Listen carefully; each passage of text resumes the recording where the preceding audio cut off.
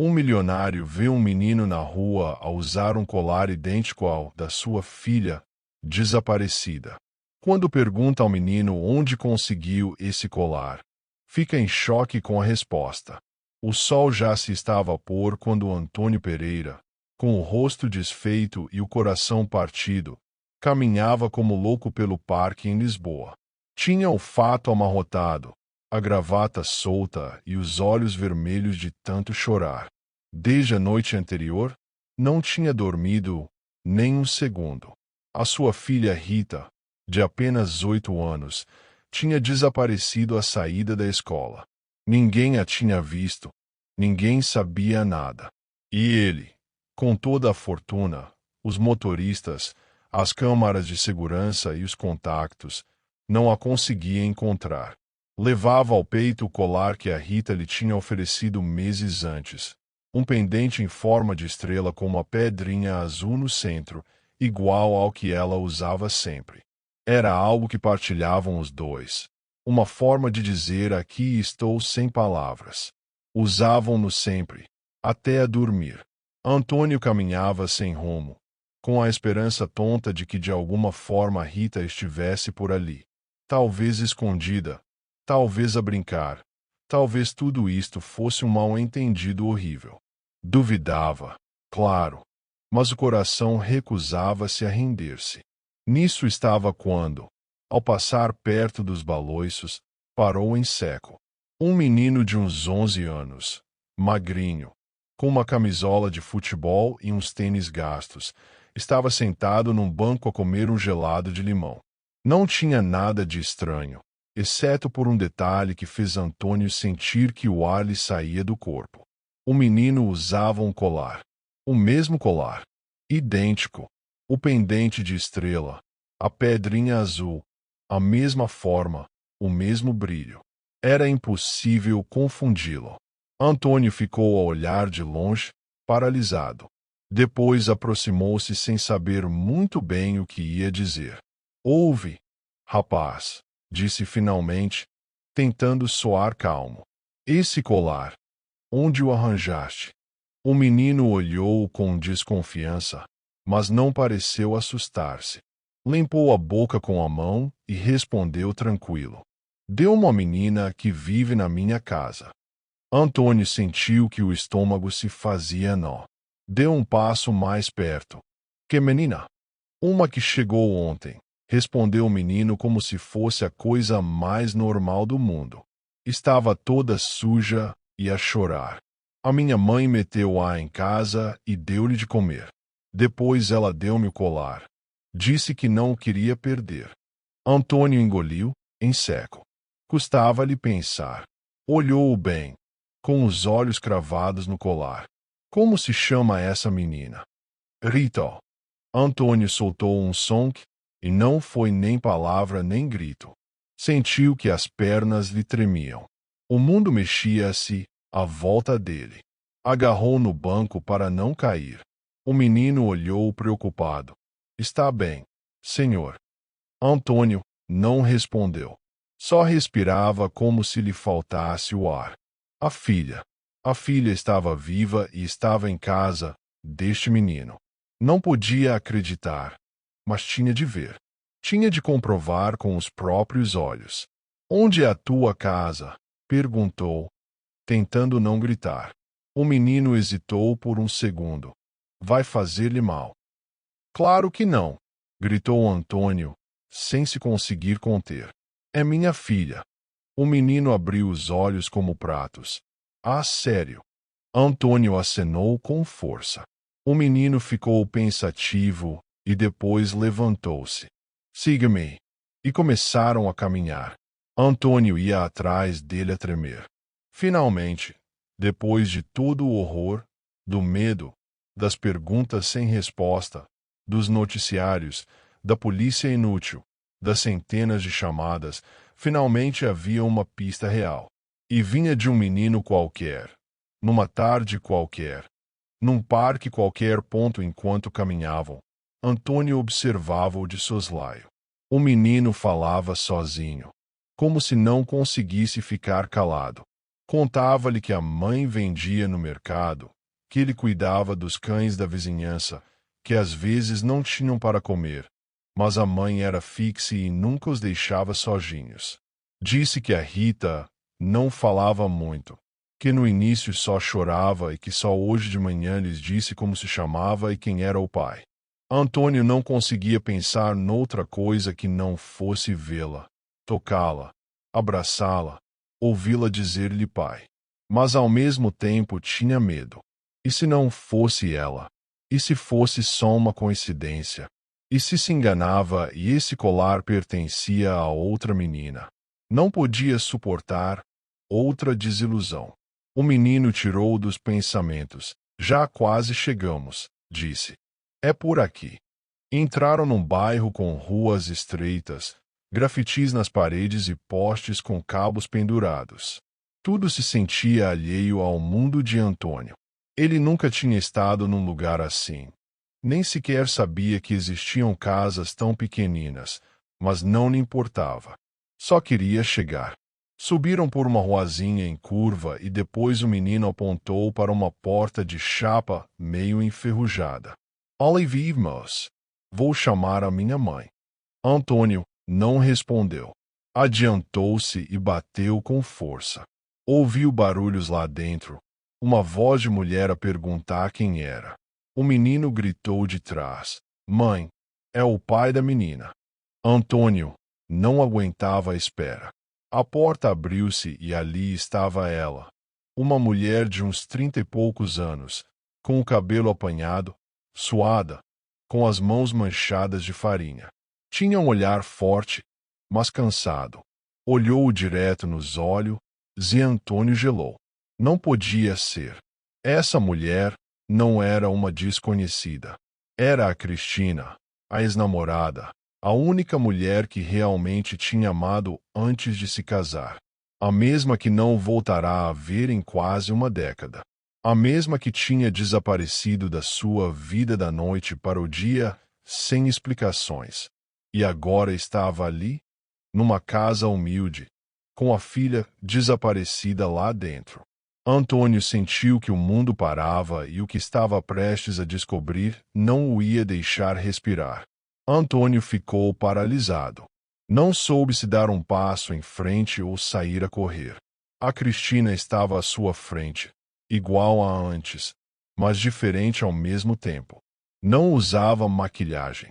Trazia uma blusa manchada de farinha e o cabelo todo despenteado, mas nos olhos continuava esse brilho que ele nunca conseguiu esquecer. Ela também o reconheceu imediatamente. Não houve dúvidas, não houve perguntas, só um silêncio que disse tudo. O menino Tiago olhava para os dois sem perceber nada. Cristina, disse Antônio como se o nome lhe custasse trabalho. Ela não respondeu. Apenas olhava para a porta atrás dela com o coração prestes a saltar-lhe do peito. Onde está a minha filha? A Cristina engoliu em seco, afastou-se e abriu a porta completamente. Entra! Antônio entrou como se não tocasse no chão. A casa era pequena, com móveis velhos, cheiro a comida acabada de fazer e paredes cheias de desenhos de criança. Havia uma televisão ligada em volume baixo com desenhos animados, uma ventoinha que girava devagar, e no canto do quarto principal uma caminha improvisada com cobertores dobrados. Ali, deitada, com a cara virada para a parede, estava a Rita. Antônio aproximou-se devagar, sem conseguir deixar de a olhar. Cada passo era como se caminhasse dentro de um sonho. Quando finalmente chegou ao lado dela, ajoelhou-se junto à cama. Rita, sou eu. É o pai. Ela não se virou. O corpo ficou tenso como se não soubesse o que fazer. Depois, muito devagarinho, girou a cabeça. Os olhos estavam inchados de tanto chorar. Tinha a carinha suja e o cabelo emaranhado. Mas era ela, sem dúvida. Era ela. Antônio tocou-lhe na face com cuidado, com medo. Ela olhou em silêncio, depois sentou-se um pouco e abraçou o fraquinho, com dúvida. Não foi o abraço forte que ele esperava. Foi como se ainda não tivesse a certeza. Está tudo bem agora, disse ele com a voz partida. Já estou aqui. Já estás comigo. A menina não disse nada, apenas apoiou a cabeça no peito dele. Antônio fechou os olhos com força. Não podia acreditar.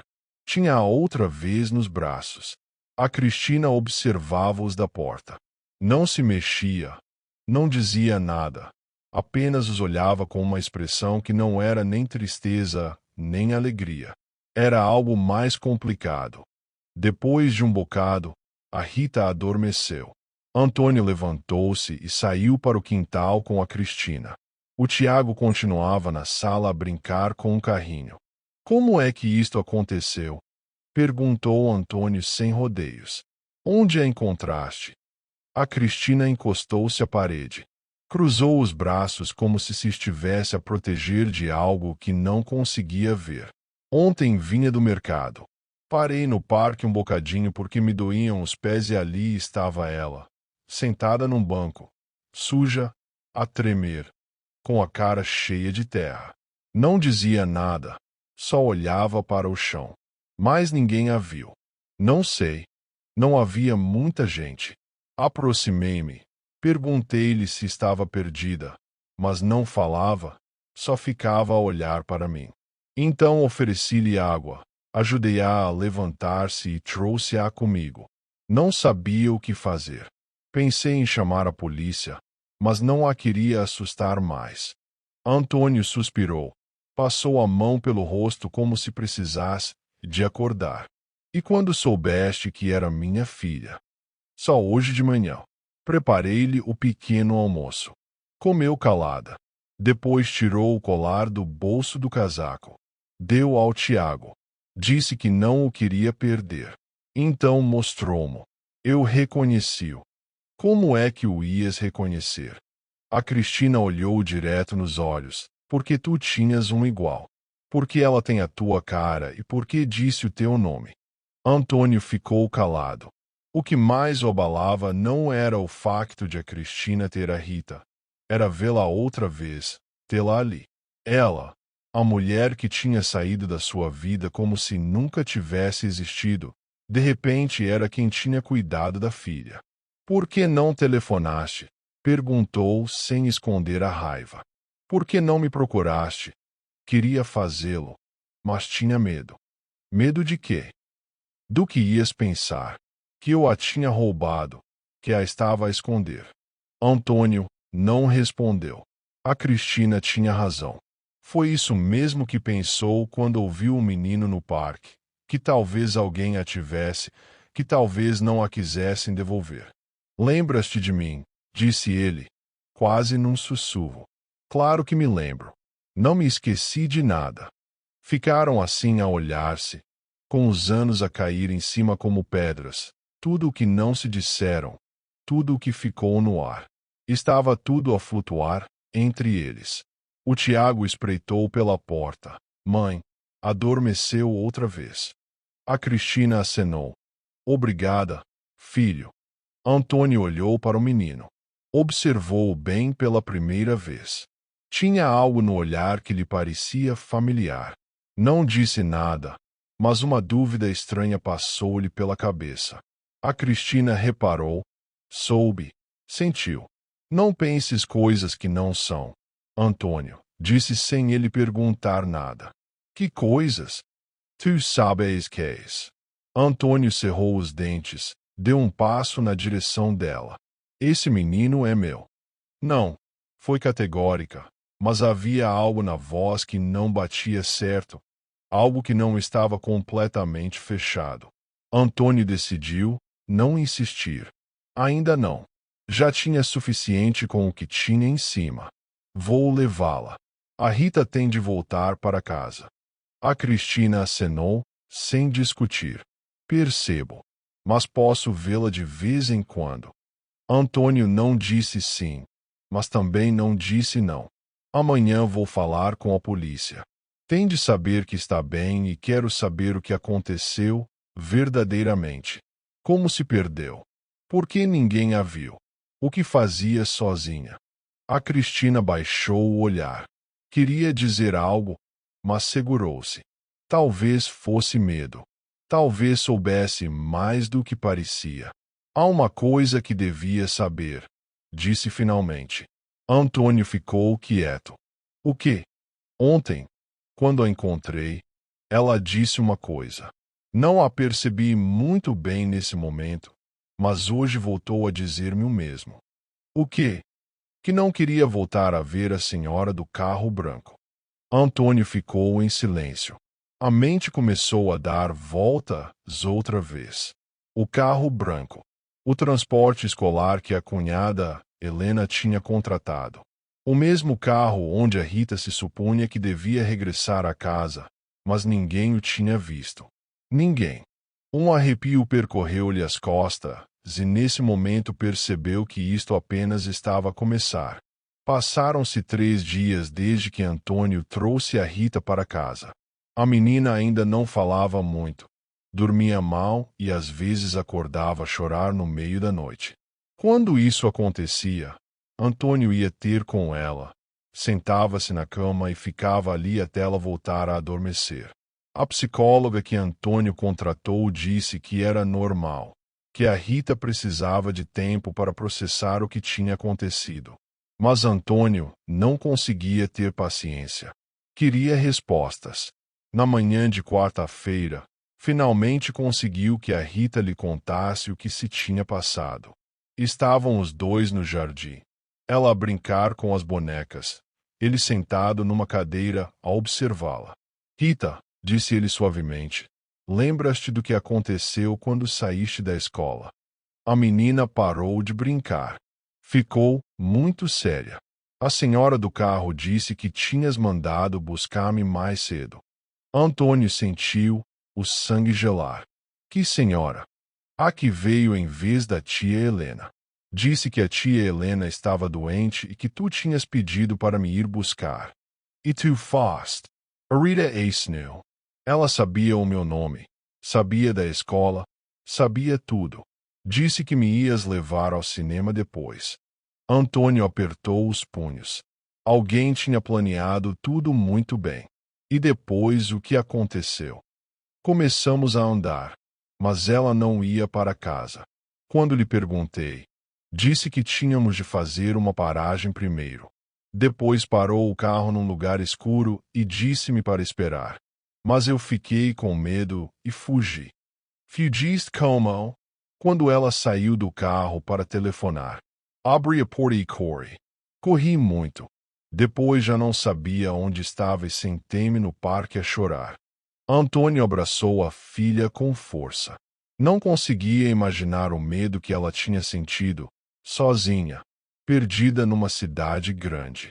Fizeste muito bem em fugir, minha querida. Foste muito corajosa. Nessa tarde, Antônio foi à esquadra fazer a denúncia formal.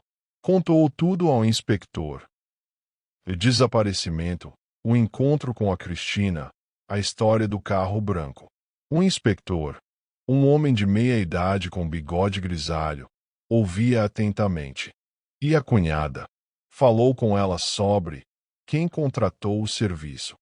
Sim, a Helena diz que foi através de uma empresa recomendada por uma amiga. Mas quando tentamos contactar a empresa, o número não existe. Essa amiga diz que não se lembra quem lhe recomendou. O inspetor anotou tudo num bloco. Vamos investigar. Mas digo-lhe já, estes casos de raptos falhados normalmente têm alguém próximo envolvido. Antônio saiu da esquadra com uma sensação estranha no estômago. As palavras do inspetor ecoavam na cabeça. Alguém próximo envolvido. Nessa noite, não conseguiu dormir. Ficou no escritório a revisar tudo na cabeça. A Helena tinha sugerido o transporte escolar. A Helena tinha os horários da Rita. A Helena sabia de tudo. Mas por quê? Que motivo teria? De repente lembrou-se de algo. Há uns meses, a Helena tinha perguntado sobre o testamento. Disse que era só curiosidade, que queria ter a certeza de que a Rita estaria protegida se algo lhe acontecesse. Na altura achou estranho, mas não deu importância. Agora tudo fazia sentido. No testamento de Antônio, se algo lhe acontecesse, a Rita herdaria tudo. E se algo acontecesse a Rita, a Helena, como única familiar viva, ficaria com toda a fortuna. Antonio sentiu o sangue ferver. A própria cunhada tinha tentado raptar a filha. Na manhã seguinte, foi ter com a Cristina. Precisava de falar com alguém em quem confiasse. E, estranhamente, ela era a única pessoa que sentia que estava do seu lado. Encontrou-a no mercado, no pequeno posto onde vendia legumes. Estava a arranjar umas couves quando o viu chegar. Antonio, o que fazes aqui? Precisava de falar contigo. É sobre a Rita. A Cristina deixou o que estava a fazer. Aconteceu alguma coisa.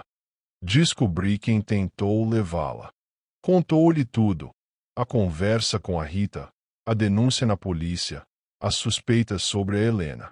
A Cristina ouvia em silêncio, mas Antônio notou que não parecia surpreendida. Tu já sabias, não era? Perguntou ele. A Cristina suspirou. Suspeitas apenas. A Rita disse-me que a senhora do carro conhecia a tia Helena. Disse que elas tinham falado ao telefone. Por que não me disseste? Porque não tinha certeza. E por quê? Porque há outras coisas que também não te disse. Antônio sentiu o coração acelerar. Que coisas? A Cristina olhou à volta, verificou se alguém estava a ouvir. O Tiago. Ele é teu filho. Antônio ficou, sem palavras. Sabia que havia algo. Tinha sentido, mas ouvir a confirmação deixou-o em choque. Por quê? Porque nunca me disseste. Porque quando descobri que estava grávida, tu já estavas com outra. Já tinhas escolhido a vida que querias. Eu não ia estragar isso. Mas eu tinha o direito de saber. E eu tinha o direito de proteger o meu filho de ser rejeitado. Ficaram os dois em silêncio. Antônio sentia uma mistura de raiva, tristeza e algo que não conseguia definir. Posso conhecê-lo melhor? Perguntou finalmente. A Cristina sorriu pela primeira vez. Ele gostava disso. Sempre perguntou por que não tinha pai. Nessa tarde, Antônio passou tempo com o Tiago. Brincaram futebol no quintal. Fizeram um puzzle. Conversaram. O menino era inteligente, engraçado, carinhoso. Era impossível não gostar dele. Quando estava na hora de ir embora, o Tiago perguntou: Vais voltar amanhã? Antônio olhou para Cristina, que acenou. Sim, vou voltar amanhã. Na semana seguinte, a polícia prendeu a Helena. Encontraram provas de que ela tinha pago a uma mulher para raptar a Rita. O plano era mantê-la escondida alguns dias e depois fingir que a tinha encontrado, ganhando assim a confiança de Antônio. Com a Rita em segurança e a verdade descoberta, Antônio pôde finalmente concentrar-se no que realmente importava: a família.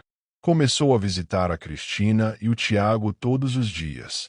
Aos poucos, reconstruíram a relação que tinham perdido há tantos anos. Não foi fácil, havia mágoas, mal-entendidos, anos de separação para superar. Mas o amor estava lá. Sempre estivera. 6 meses depois, numa tarde quente de verão, Antônio ajoelhou-se no mesmo parque onde tinha encontrado o Tiago com o colar da Rita. Queres casar comigo? Perguntou a Cristina. Com a Rita e o Tiago ao lado, os dois a saltitar de contentamento. A Cristina olhou com lágrimas nos olhos. Sim, mas desta vez, promete-me que nunca mais vamos deixar que nada nos separe. Permita-o. E cumpriu. Casaram 2 meses depois, numa cerimônia simples mas cheia de amor. A Rita foi a dama de honor. O Tiago foi o pajem. Mudarão-se todos para uma casa nova, não tão grande como a mansão de Antônio, mas perfeita para uma família. Tinha um jardim onde as crianças podiam brincar, uma cozinha onde a Cristina podia cozinhar para todos, e, acima de tudo, estava cheia de amor. A Rita recuperou completamente do trauma. Com a ajuda da psicóloga e o amor da nova família, voltou a ser a menina alegre de antes. O Tiago ganhou não só um pai, mas também uma irmã. E Antônio descobriu que a verdadeira riqueza não estava nos milhões no banco, mas sim nos sorrisos das crianças ao pequeno almoço, nos abraços da Cristina ao final do dia, e na certeza de que, finalmente, tinha encontrado seu lugar no mundo. Obrigada por estarem conosco em mais uma história humana. Lembrem-se de que às vezes o que parece o fim é apenas o início de algo muito mais belo. A vida tem uma forma misteriosa de nos dar exatamente o que precisamos, mesmo quando não sabemos que precisamos.